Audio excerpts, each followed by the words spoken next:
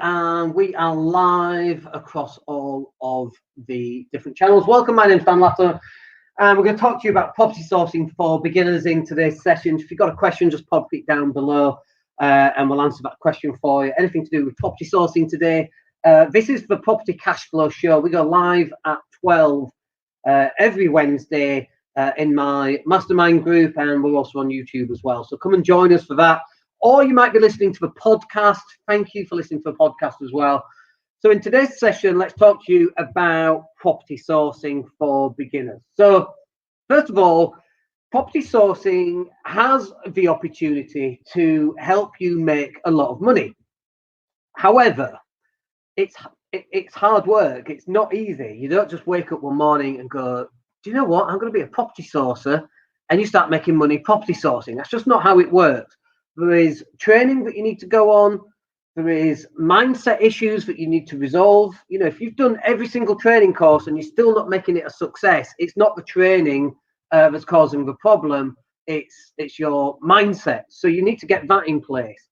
But you also might have a great mindset, but you don't know how to do the steps, you know, the 5 different steps that you might need to implement, the different types of deals that you might want to do. And so we're going to answer some of those in this session. And like we say, if you've got any questions, stick them in the question box. Let me know your name as well, so I know who I'm talking to as well.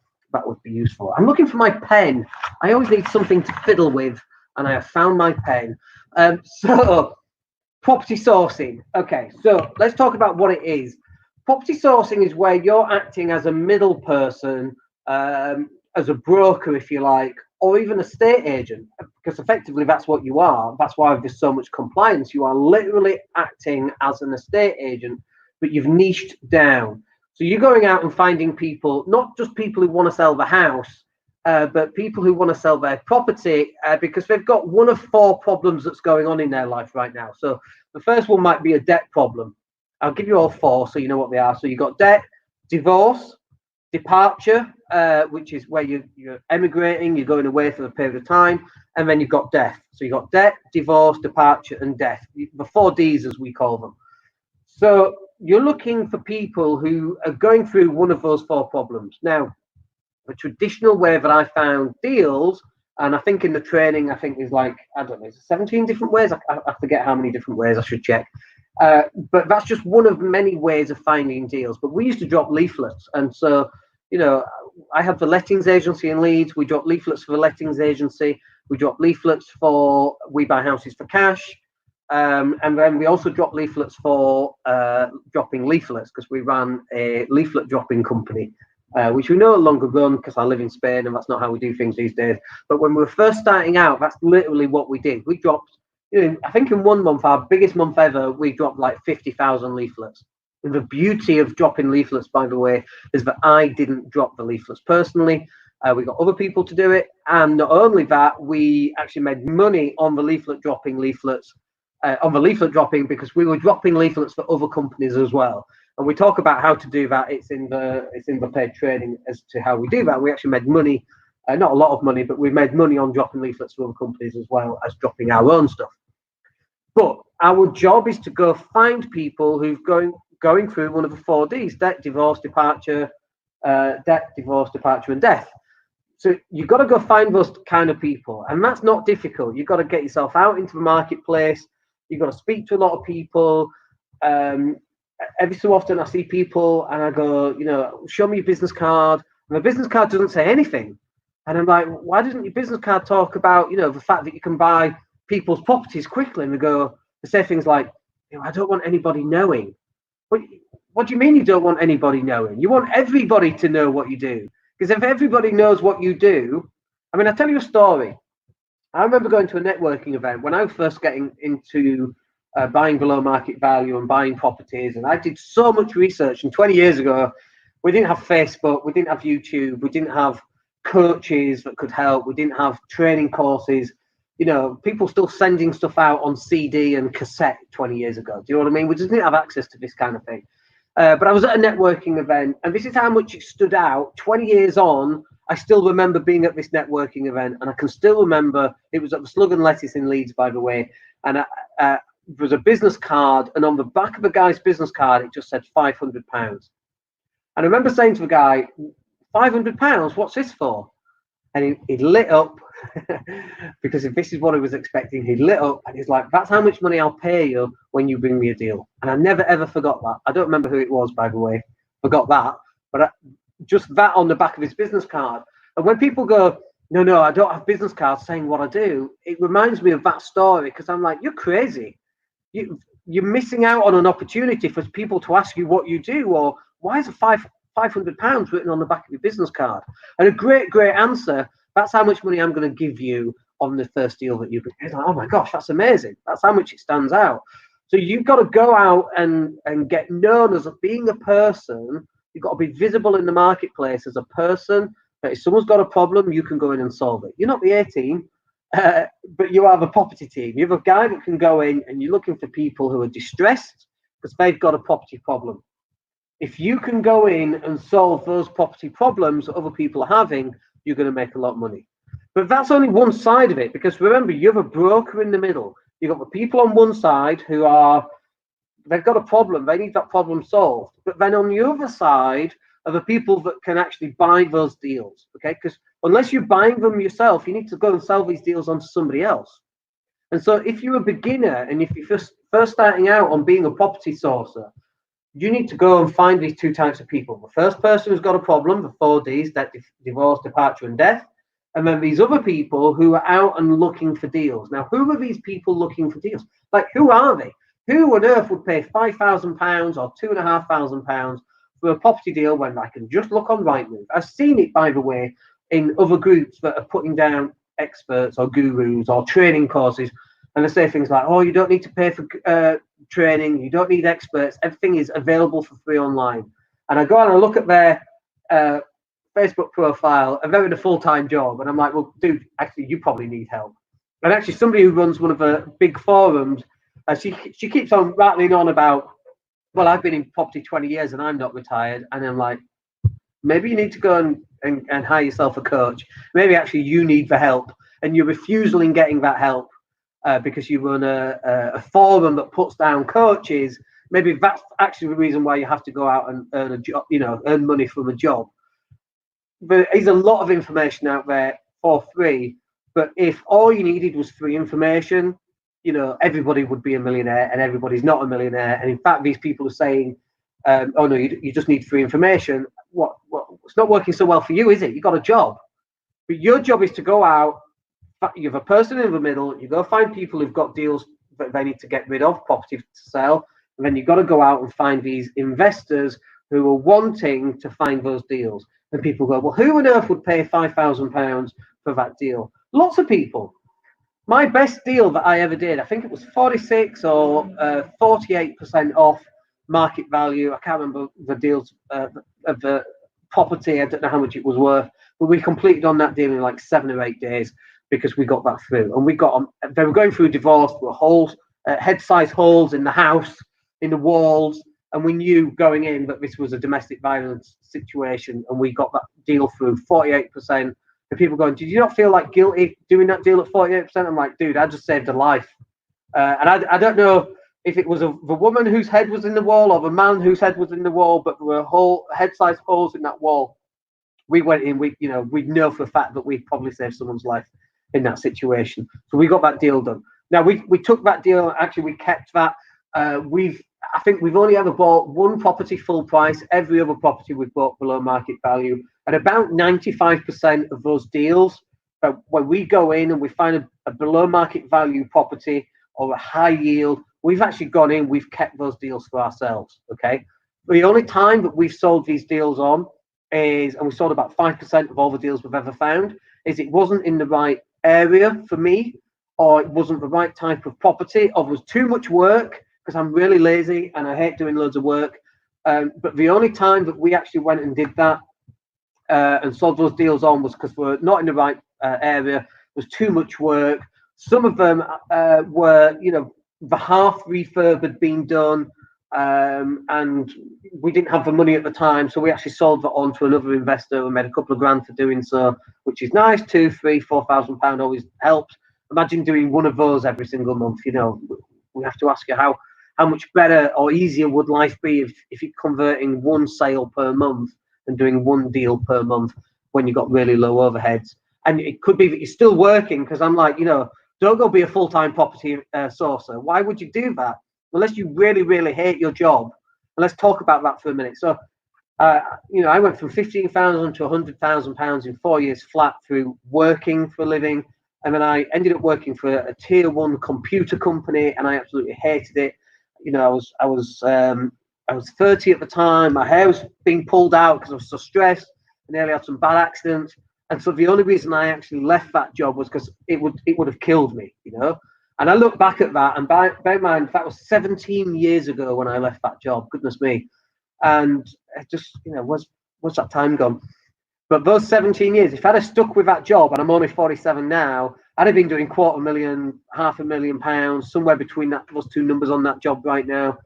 I look at how much knowledge and how much better I am as an individual, and how much better salesperson and a more personable person. And, we would have killed it on that. But I would have been dead. I would have killed myself, I would have been dead, because I couldn't have gone through that job and stayed in it. But if you're in a job that you don't mind and you can survive it, stay in that job for as long as you can, pay down your debt, use the money that you're finding and making through sourcing, and then get yourself into the situation where you're doing 3 or 4 or 5 or 10 deals a month and build a business around it. We don't want you to, you've done 2 deals and then you quit your job and then you've got another 5 months before your next deal comes in, because that's going to send you bust. We don't want you to do that. We want you to have this, be in a position where you are able to do a deal a month, and then 2 deals a month, and 3 deals and 4 deals and 5 deals. Even if it takes you 2 years or 3 years or 10 years, it doesn't matter. Stick with your existing job, unless it's killing you, unless you really hate it, unless it's making you incredibly depressed. You've got to stick with it, because I don't want you to have a bad month and then the whole house of cards come tumbling down and it ruins everything. Let me just grab a quick drink. If you've got a question, by the way, please put it in the question box. I'd love to answer any questions you've got. Just while I'm drinking that, let me put you to where so if you want the property sourcing training, it's £27. You can just sign up for that. Just grab another drink. So going back to it, your job, you have a person in the middle, you've got people wanting to sell, and you've got the people wanting to buy. And the question is, why would those people pay between £2,500 and £5,000? So let me give you some examples. So we sold a deal. It was on for 180,000. We secured the deal at 130,000. That is a significant discount, and it was in a completely the wrong area for me, wrong part of the country entirely. I didn't want that deal, so we sold that deal on. And I think on that one, we made about £3,500. The guy jumped on it because it was such a good deal. And when people go, well, why would people pay money when I can just go find the deal myself? And that's the problem. People can't just go and find the deal themselves. This is actually the problem that they have. I'll give you another example. We had a guy in. He offered me the deal, but it wasn't one for me because, again, it was in the wrong situation, wrong part of the country. But this property, it was one of those where you literally put 30 grand in. I think it was 20 grand down for actually buying, and then another £2,000 or £3,000 for closing costs, and then another £6 or £7 for actually refurbing the place. But you could convert that. It wasn't in an Article 4 area, so you could convert that to a HMO. So a deal like that is literally you put £30,000 in, and it will pay you £1,000 a month for the rest of your life. So people go, well, how do you find deals like that? And this guy found this deal on Rightmove. And I've seen people in forums, by the way, going, that is a shocking strategy for finding deals. How can you find deals on Rightmove when I can just go on Rightmove and buy them myself? You can, but have you? No. Because why? You haven't got the time, you don't know what you're looking for. People need these deals to be just brought up and presented to them in an easy fashion. I didn't know about this deal. I got offered it. It wasn't for me because it was in the wrong location. But if that deal would have been in Leeds, I would have bought that deal. It was £30,000 down.